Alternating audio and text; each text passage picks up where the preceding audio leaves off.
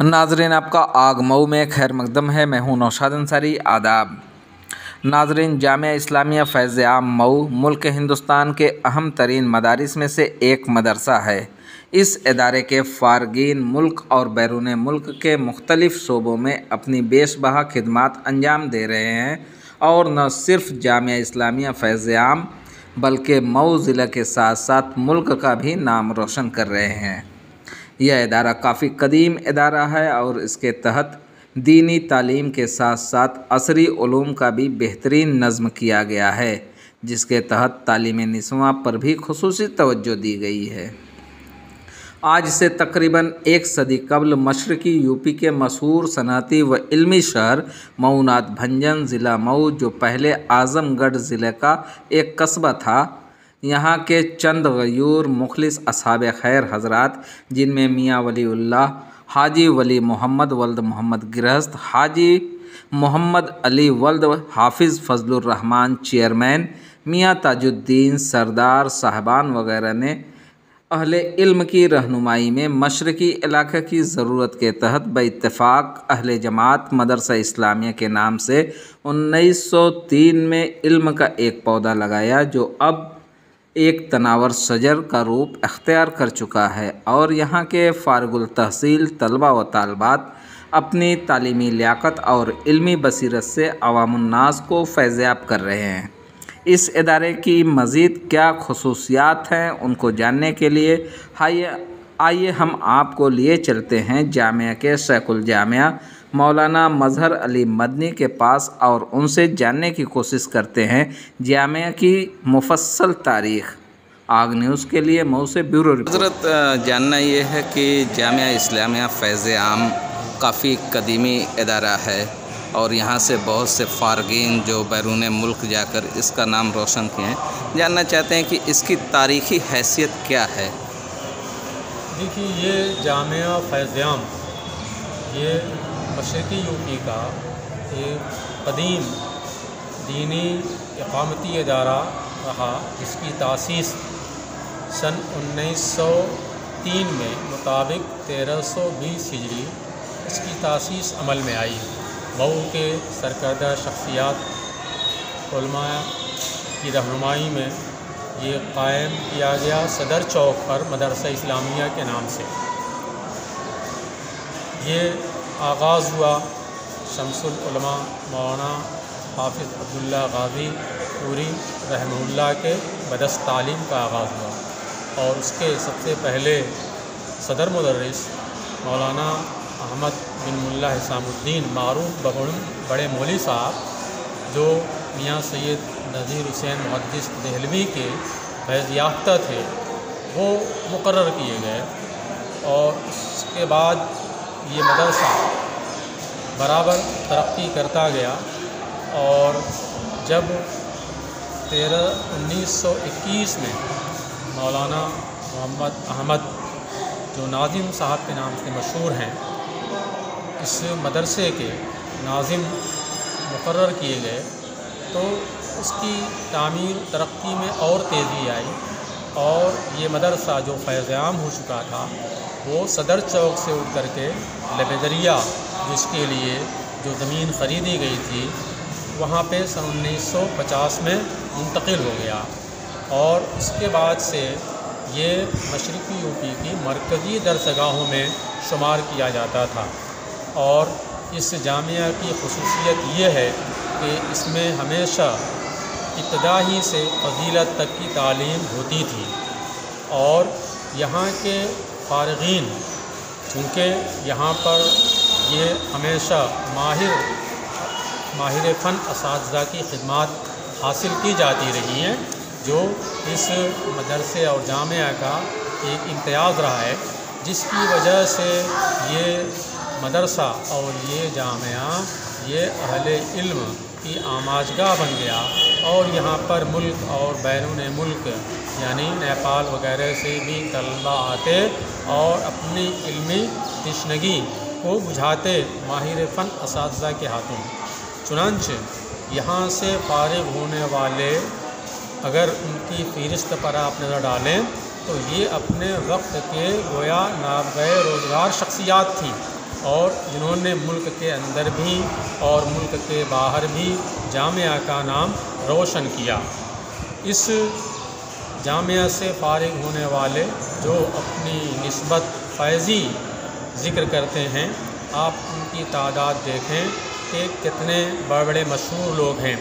مولانا صفی الرحمن صاحب مبارک پوری جو صاحب الرحیق المختوم ہیں، ان کو علمی دنیا میں کون نہیں جانتا، وہ اسی جامعہ کے فارغ التحصیل تھے۔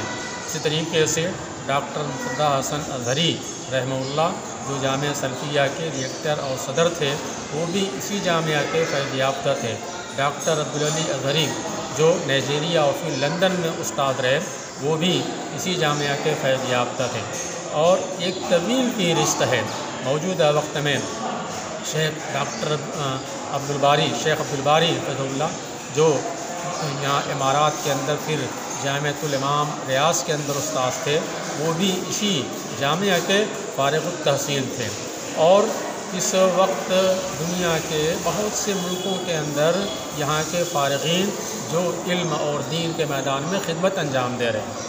یہاں سے فارغ ہونے والے طلباء چونکہ یہاں کی سندیں ملک کی اکثر یونیورسٹیوں میں مقبول ہیں، معادل ہیں، چاہے وہ علی گڑھ یونیورسٹی ہو یا اسی طریقے سے جامعہ ملیہ ہو، جامعہ ہمدرد ہو، ملک کے اندر ملک کی یونیورسٹیوں میں تو یہاں کی سندیں مقبول اور معتبر ہیں، جس کی بنیاد پر یہاں کے فارغین کو داخلہ ملتا ہے مختلف کورسوں کے اندر۔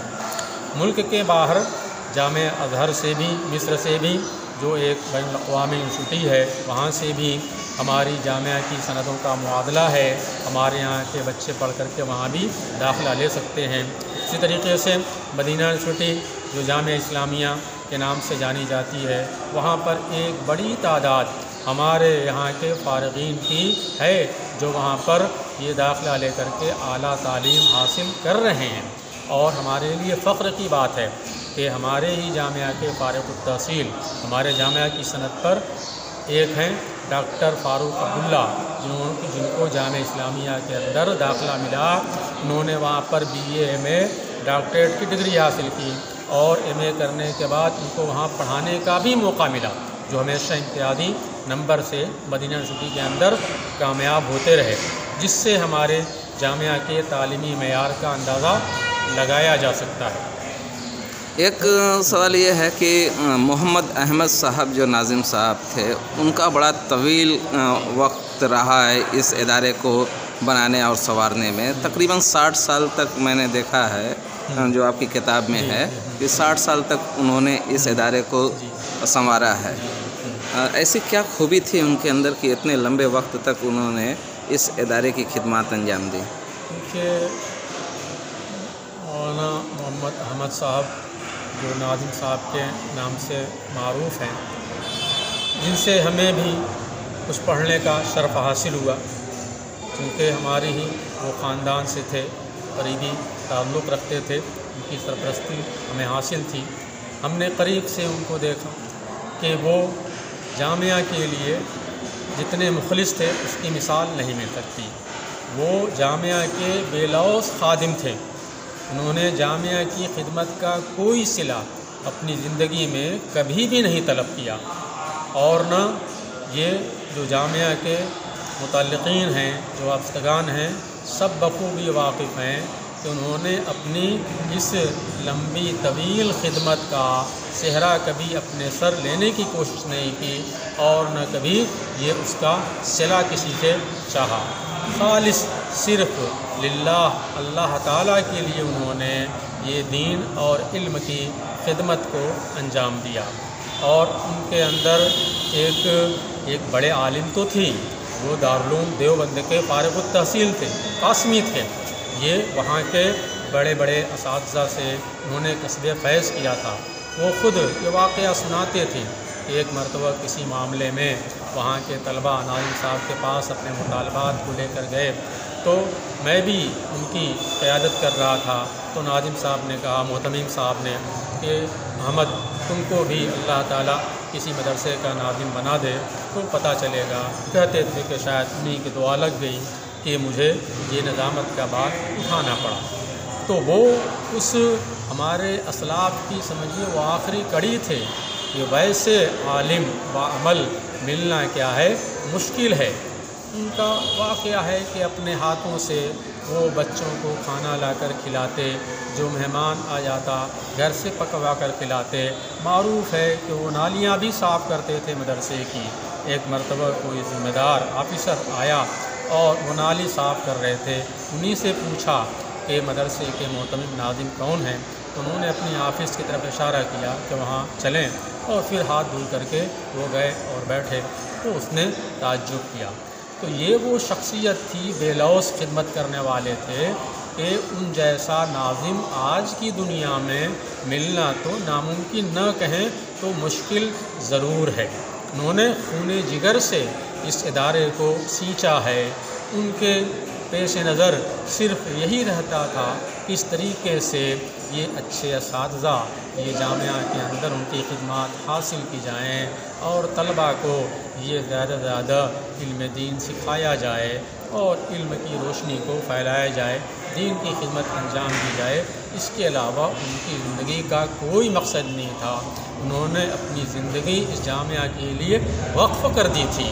وہ وقف گویا للہ تھے، للجامعہ تھے، اس لیے ان کو اتنی طویل مدت تک یہ جامعہ کی نظامت کرنے کا موقع ملا۔ جو مجلس منتظمہ کے اراکین تھے ان کا بھرپور 100% اعتماد حاصل تھا کہ کبھی بھی یہ اراکین مجلس منتظمہ نے ان پر بد اعتمادی عدم اطمینان کا اظہار کبھی نہیں کیا۔ ایک سوال اور یہ کہہ رہے ہیں کہ اس جامعہ کے زیر انتظام مسلم انٹر کالج اور فیض عام نسواں ہائی انٹر کالج چل رہے ہیں، اس کے علاوہ بھی اور بھی کچھ اس کی برانچز ہیں کیا؟ دیکھیے، جامعہ کی مرکزی بلڈنگ تو یہی ہے جو ملک طاہر پورہ کے اندر جامعہ فیض عام کے نام سے مشہور ہے۔ اس کی 2 شاخیں، ایک تو قدیم جو ادارہ تھا صدر چوک پر جامع مسجد میں، وہاں پر کچھ کلاسیں چلتی ہیں، اور اسی طریقے سے یہ شیتن پورہ میں مسجد خلیل نظام الدین سے متصل جو کمرجات تھے وہاں پر درسگاہیں تھیں، وہاں بھی کچھ کلاسیں قدیم زمانے سے چل رہی ہیں۔ اور اسی طریقے سے معلوم ہے کہ اسی جامعہ فیض عام کی مجلس منتظمہ کی زیر نظامت یہ لڑکیوں کے 2 شعبے چل رہے ہیں۔ ایک تو یہ کہ عصری تعلیم کے لیے اور دوسری دینی تعلیم کے لیے۔ دینی تعلیم کے لیے جو فیض عام نسواں ہے، فضیلت تک کی وہاں پہ تعلیم ہوتی ہے، اور جو گرلس اسکول ہے وہاں پر انٹر تک کی بچیوں کو تعلیم دی جاتی ہے۔ تو یہ ادارے الحمدللہ چل رہے ہیں، اور ہم امید کرتے ہیں کہ آئندہ اور بھی بہتر ڈھنگ سے یہ چلیں گے۔ مسلم انٹر کالج بھی اسی مدرسہ فیض عام کی کمیٹی کے زیر تحت تھا۔ جب سے اس کے اپنے قیام سے لے کر کے یہ مولوی محمد احمد صاحب جب مدرسہ فیض عام کے ناظم ہوئے تو مسلم انٹر کالج کے منیجر بنائے گئے، وہ تاحیات اس کے منیجر رہے۔ ان کی وفات کے بعد جب مفتی حبیب الرحمن فیضی رحمہ اللہ فیض عام کے ناظم بنائے گئے تو مسلم انٹر کالج کے بھی ناظم بنائے گئے۔ اس طریقے سے دونوں جڑواں ادارے تھے۔ بعد میں مفتی الرحمن صاحب کی وفات کے بعد تب نظامت الگ الگ لوگوں کے سر آئی۔ اس ادارے میں ہاسٹل کا انتظام بھی ہے، اور کتنے طلباء کو یہاں پہ جو ان کی کفالت کے لیے دیا جاتا ہے؟ دیکھیے، ہمارے الحمدللہ فیض عام کے اندر مئو کی مدارس میں جتنا بڑا وسیع ہاسٹل ہے دارالاقامہ شاید اور کہیں نہیں ابتدا سے۔ اس وقت 3 منزلہ عمارت یہ سامنے ہے، اور اس کے اندر 300 طلباء کے قیام تام کی گنجائش ہے۔ 300 کے برابر ہاسٹل میں طلباء کچھ کم و بیش ہمیشہ رہتے ہیں، جن کے قیام تام کا انتظام یہ جامعہ کرتا ہے۔ کچھ میسیج دینا چاہتے ہیں بچوں کو ہم یہی میسیج دینا چاہیں گے کہ ارباب جامعہ آپ سے جو امید رکھتے ہیں، آپ ان کی امید پر کھرا اترنے کی کوشش کیجیے۔ اس وقت ملک کے اندر آپ کی علم اور آپ کی خدمات اور آپ کی قربانیوں کی ضرورت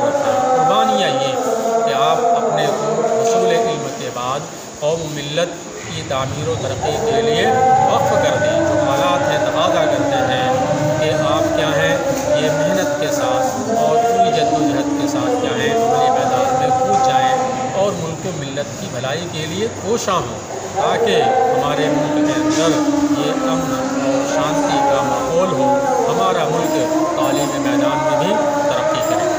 बहुत बहुत शुक्रिया।